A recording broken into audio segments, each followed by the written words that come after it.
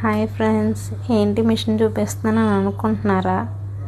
ఈ మిషన్ అయితే నాదేనండి. నేను కొత్తగా నేర్చుకుంటున్నాను టైలరింగ్. ఒక డ్రెస్ అయితే కట్ చేశాను, అదైతే కుట్టాలి.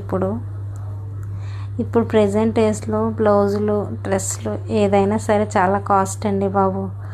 సో అందుకనేసి నేర్చుకుంటున్నాను. కొంతమంది అయితే నీకెందుకు మిషన్, నువ్వు చదువుకున్నావు కదా అని అంటూ ఉంటారు.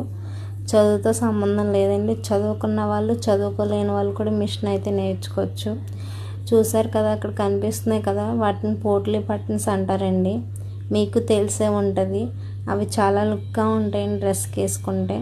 సో నేను అవి పెట్టి కొడదామని అనుకుంటున్నాను.